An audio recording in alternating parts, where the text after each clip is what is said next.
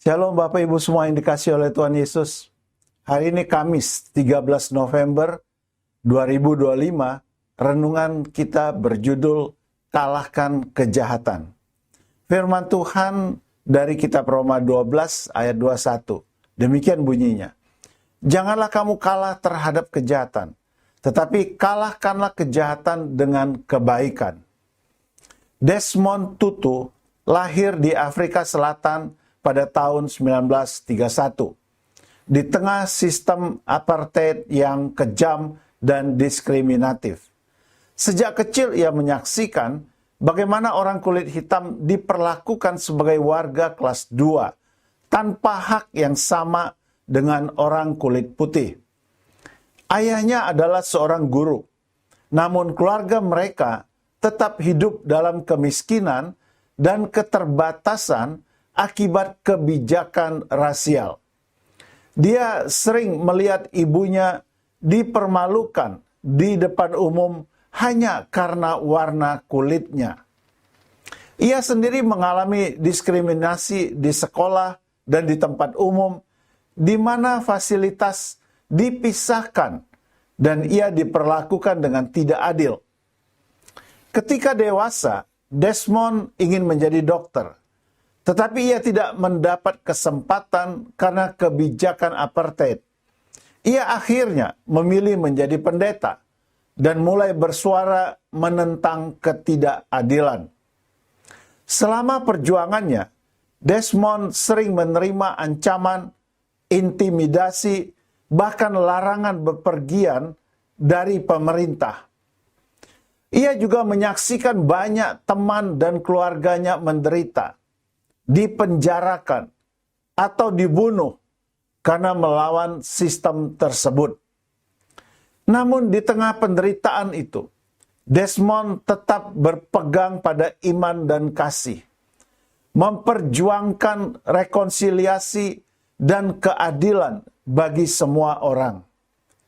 Setelah rezim apartheid berakhir, Nelson Mandela menunjuk Desmond sebagai ketua Komisi Kebenaran dan Rekonsiliasi di Afrika Selatan. Desmond menerima tugas ini dengan rendah hati dan penuh tanggung jawab, percaya bahwa pengampunan dan kejujuran adalah kunci pemulihan bangsa.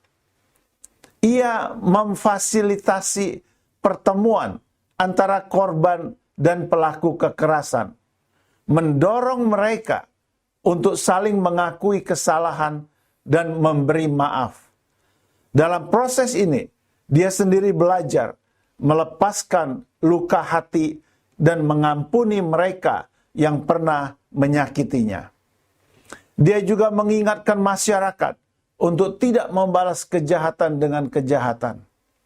Desmond tidak hanya menyuruh bangsanya untuk mengampuni, tetapi ia juga memberi teladan dengan mau mengampuni dan menolak menyimpan kepahitan dalam hatinya.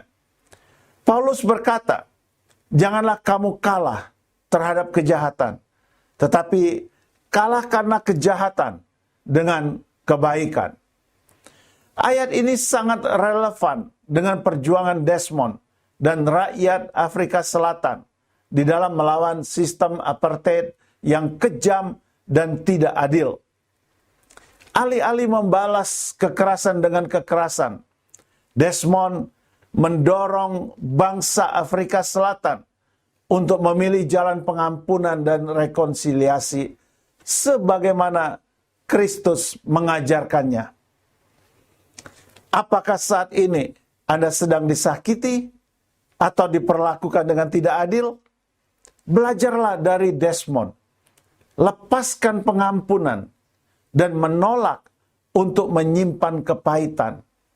Kita juga dapat belajar dari pribadi Yesus ketika dia mengampuni orang-orang yang telah dengan kejam menyalibkannya. Mari, kalahkan kejahatan dengan kebaikan. Walaupun terasa berat, tetapi percayalah, Tuhan pasti memampukan kita.